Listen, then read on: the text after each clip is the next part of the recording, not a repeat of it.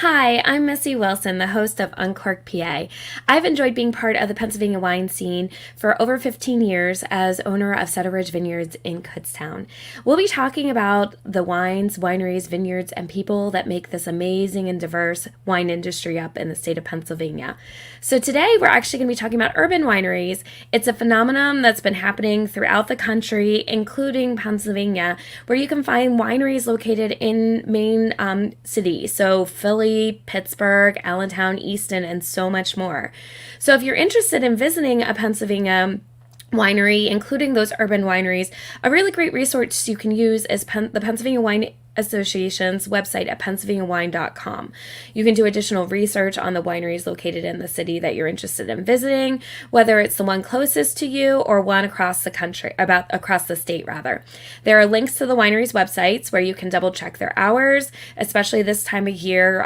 They might be switched up a little bit with the holidays, the various wines they have available, upcoming events, and so much more. So a term that's been popping up in the wine industry more and more lately is urban wineries. Urban wineries are where a wine producer chooses to locate their winemaking facility in that urban setting rather than in a traditional rural setting where the vineyards are close to. So today I'm happy to have with us on the program Kevin Danna of Binah Winery located in Allentown. Kevin is both the winery and the owner and the winemaker. So let's get a little bit of a background. So how did you get your start in the industry, Kevin? So winemaking is actually my second career. I used to do architectural lighting design, and I actually started in wine as a home winemaker in my basement in 2014. I think made about 25 gallons in carboy, which is kind of like a water cooler sized jug. And I think that wine was pretty bad. I don't know how we managed to drink it between, friends and family, but, you learn through making wine. So I got pretty serious very early on and had this idea that we were going to, open up a small boutique winery here in Pennsylvania. And I enrolled in enology and viticulture college course that was run at the time by Bob Green, who's one of the big players in the Pennsylvania wine industry.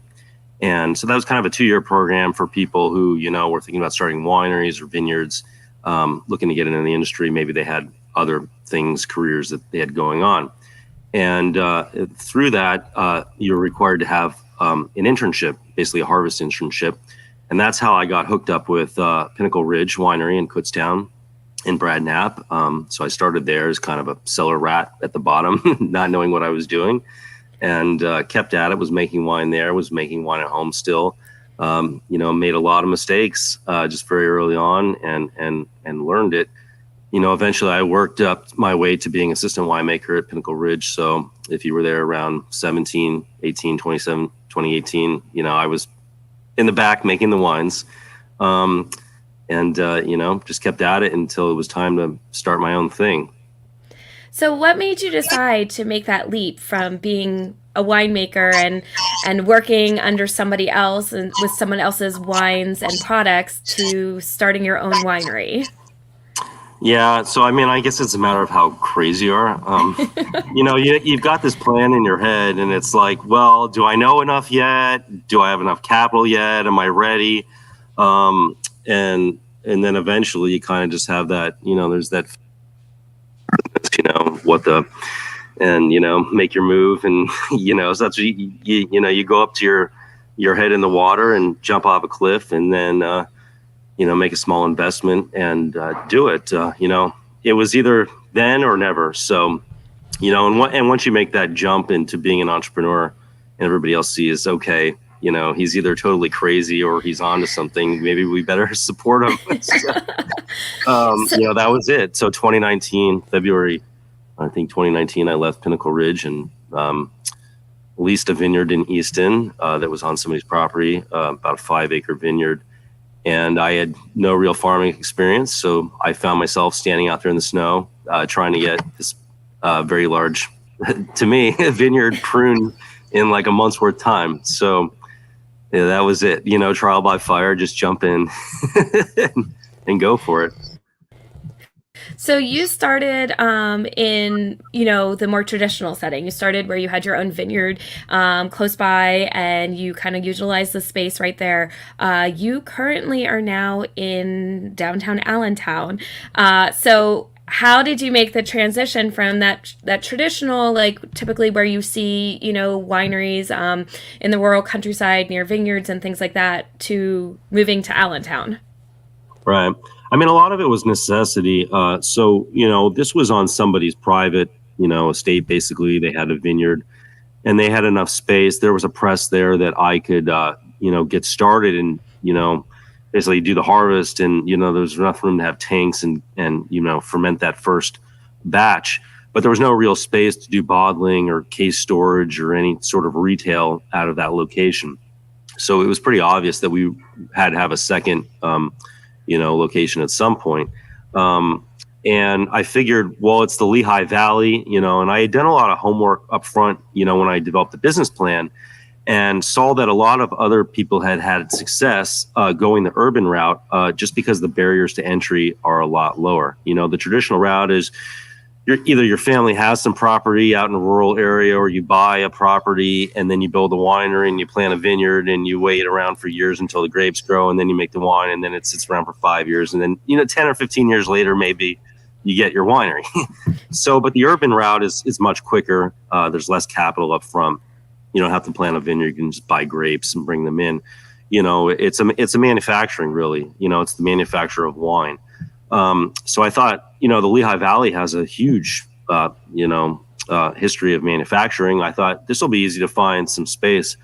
And it was actually much more difficult than I thought it would be to find a space. But I knew some people, I had some connections, and there was a space available at the Bridgeworks Enterprise Center here in Allentown, which is run by the Allentown Economic Development Corporation. So I'm a client of them now, and it's kind of like a small incubator for manufacturers.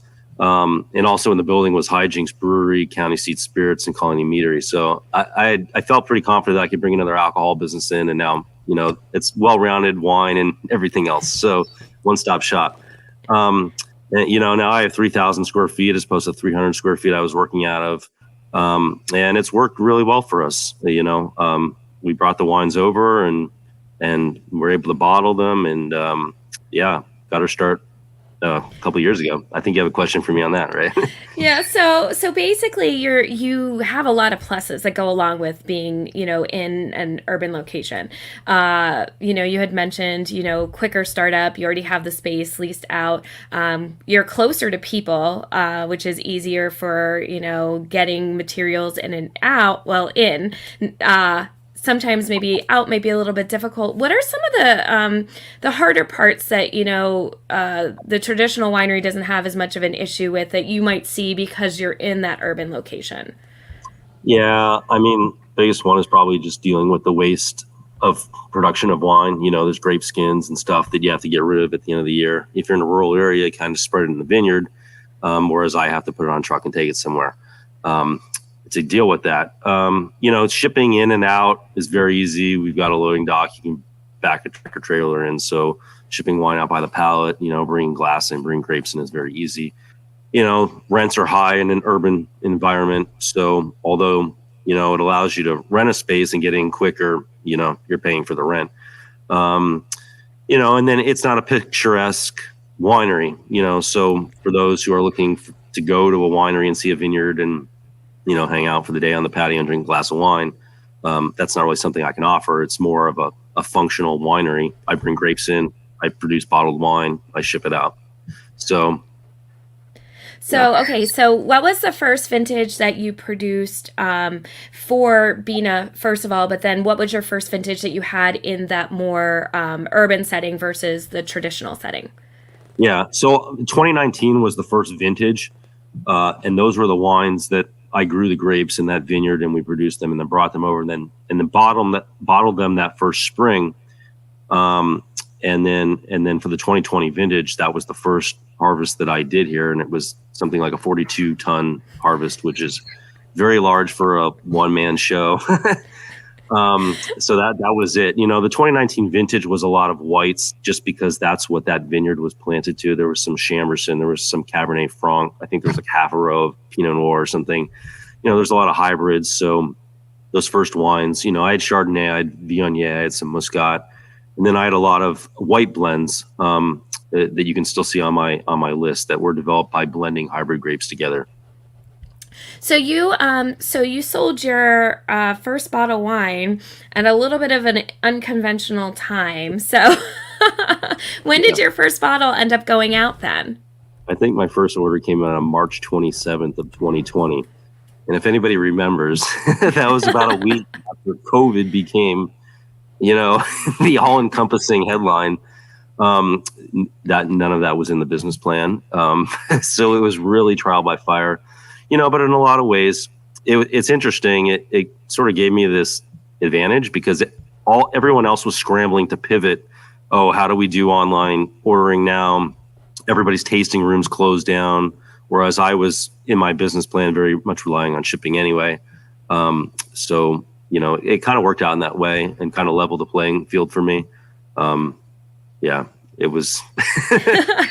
Now we're starting to get out there. You know, it's nice to be able to get in, you know, talk to people face to face and pour your wines and stuff like that. So I'm glad that we're back to something, a new normal. So, in addition to running an urban winery, you also are a kosher winery, which is probably one of the few within the state, let alone probably within the country as well. It's not I would say a norm when it comes to wines, but it is something that the public is looking for as well. Can you explain a little bit about what makes your wines kosher versus somebody else who's aren't kosher? Right. So yeah. So all Binah wines are certified kosher for Passover by the OU, which is kind of the largest kosher certifying agency in the country. And basically, there's two aspects. One is ingredients. So we can't use certain fining agents that are used in the wine industry, like gelatin or things that are derived from shellfish and things like that, because that presents a problem in terms of kosher. We have to be sensitive to our ingredients, especially for Passover. Passover is a time, a holiday in the spring when we can't have basically leavened grain products. So yeast that we used, we have to be very sensitive to their source and their production. And then the other major aspect of kosher production has to do with the fact that wine has a special significance in a Jewish ritual. So it's required to be produced by religiously observant Jews, from crushing the grapes to putting the cork in the bottle. For somebody who doesn't keep a kosher diet, that's basically all irrelevant. There's no difference between our wine and any other winery, except for those kinds of things. So being kosher does entail a lot of planning and advanced thinking, especially around, weekends and religious holidays. You had mentioned to me earlier when we talked, unfortunately, being in the Eastern Hemisphere, and then you basically are the majority of your holidays are during harvest season. Yeah. So basically, some of that means that you can't do work on certain days of during harvest season, correct? Yeah. So I mean, Saturdays, every single Saturday I'm closed. That's our Sabbath. Don't work. Winery's closed. And then we have holidays in September and October, Rosh Hashanah, Yom Kippur, and Sukkot. And I have to close those days as well. So there's potentially like 11 days within 1 month that the winery is shut down. And this the same time when all the grapes are coming in. So you have to be very aware of what's going on, very on top of things, and just running things in a very efficient manner. It's And I guess some of the other hard part is typical to like most people are more familiar with like Easter or things like that. It's not like it's Thanksgiving too. It's not like it's the same day every single year you have off. The days change, correct? Yeah. So the Hebrew calendar is based on the moon. It's lunar, so it will shift so many weeks. It could be in September, it could be in October. So some years, it becomes a problem for the red wines because the reds are harvested in October and the whites are usually harvested in September. So sometimes it messes up the white wines and sometimes the reds, but it's all seemed to work out so far and not create a major catastrophe. So we hope keep that track record going. Exactly. So in addition to being kosher, because of the products that you need to use, your wines are actually very friendly for people who are vegetarian or vegan, correct? As well? Yeah, correct. My wines aren't certified vegan or anything like that, but they certainly are vegan, vegetarian friendly. Because the only really fining agent that we could even use in kosher production would be egg whites. But that's not something you see in Pennsylvania because we don't have any tannins in the wines anyway. So there's no reason to polish them up with egg whites. So I never use that. So I never use anything that's an animal byproduct or anything like that. So yeah, it's absolutely very vegan friendly. And in fact, people who are vegetarian and vegan just in general usually seek out kosher certified products because they know the level of meticulousness that goes into certifying these products. They can be assured that what they're eating is in fact what it is. So let's talk a little bit about tasting your wines. So you're a little bit unconventional in that manner too, where you don't necessarily have a tasting room. People can't come and visit you where you're located. I mean, where you're producing wine, correct? Not yet, no. Yeah, so my facility is really just production, and that's just really a matter of fact because as we're growing the brand and growing the business, working up from my basement to 300 square feet that I was renting to now 3,000 square feet. So, but it is the plan in the future to move into a space that we can have a retail front. So that's coming. We're just not there yet. So if people can come to the winery and buy here. There's just no traditional retail. There's no tasting room or tastings like that. Sometimes I do offsite tastings and things like that. There's opportunities. For example, February 19th at Arts Quest at Steel Stacks, we're going to be at Winter Wine Fest with 14 other wineries. That's a great opportunity to come out. I think you can get tickets on Arts Quest website. Come out and sample the wines then. And then the rest of the people, say they're like in, Pittsburgh or Erie or whatever, and they want to buy a bottle. You have an amazing retail location on your website, correct? If you go to binahwinery.com, on my website, you will find a retailers page. It's broken down by state. You can click on Pennsylvania. We're in I think 15 giant food stores on the eastern side of the state. There's like 10 in Philadelphia, Allentown, Harrisburg, Scranton. And there's some other smaller shops out in Pittsburgh and around the state as well. So please go check out and see if there's a retailer. We're also in New Jersey, New York, Florida, and Los Angeles. So please check out and see if there's a local retailer. If they are, please go there. Otherwise, you can order direct through my website, binahwinery.com. You can pick up at the winery in Allentown. I also ship to, I think, 41 or 42 states, whatever states allow us to actually ship to them. So that's how you can get us. And for anybody who's listening versus watching right now, Binah spelled Binah. So make sure you put it in right to get to where you're going. So let's talk a little bit about the wines that you do make.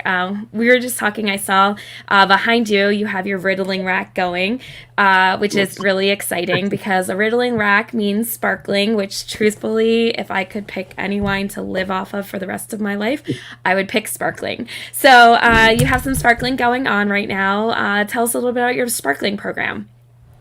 Yeah, so it's something I'm very excited to finally be rolling out. I mean, these Blanc de Blancs, and that's 100% Chardonnay in the green bottles. We can't call it champagne, but that's essentially what it is. And it's been aging on the lees, which is the spent yeast, for the past couple of years. We did the secondary bottling almost a couple of years ago. And that's where you add some more yeast and the right amount of sugar back to the wine, basically, and stick it in a bottle. And the yeast ferments that sugar and it produces carbon dioxide, and the carbon dioxide can't get out of the bottle. It's trapped in there. So that's how the wine becomes fizzy.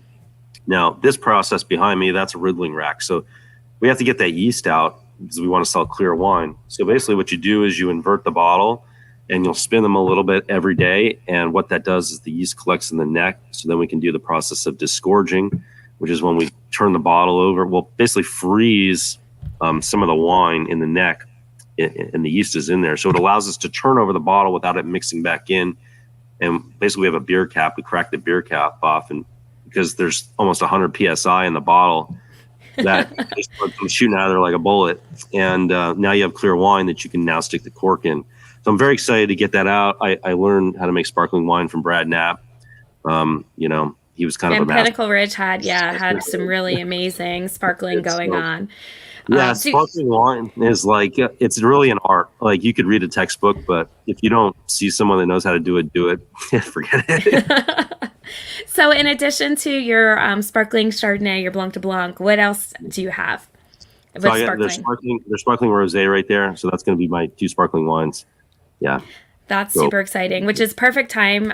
You said mentioned you were working on it in the next couple days, so you can pick up a bottle before New Year's and definitely before Valentine's Day. But you definitely want to grab the sparkling one. That's always my preference. So I would definitely lead you to sparkling. But in addition to sparkling, what other types of wines do you have on hand?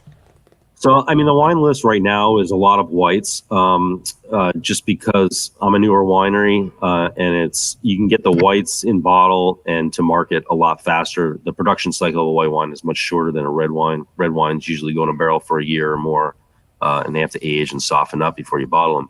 But there's going to be more reds, so I just pulled Cabernet Franc out of barrel last month, so I'm getting ready to bottle that to release over the winter. There's Merlot, there's Cabernet Sauvignon, there's Pinot Noir that's coming, and then you can go on my website, binahwinery.com. All those wonderful white wines I have out right now. So Gruner Veltliner is another specialty that's unique to Pennsylvania. You'll see Chardonnay. I do a barrel-aged Chardonnay that's like a white Burgundy. So. Yeah. And so you're sourcing most of your grapes right now because you don't have a vineyard. Are you kind of concentrating more in the Lehigh Valley, or where are your grapes coming from? And you're a little bit different too, because the other thing you had mentioned to me off air was with kosher, you actually have to process everything yourself, correct? Yeah. So we can't bring in juice because at that point you're already past grape crushing. So we have to bring in grapes and crush the grapes ourselves and start from there. And I am sourcing. I try to get as much as I can from the Lehigh Valley to the extent that it's available.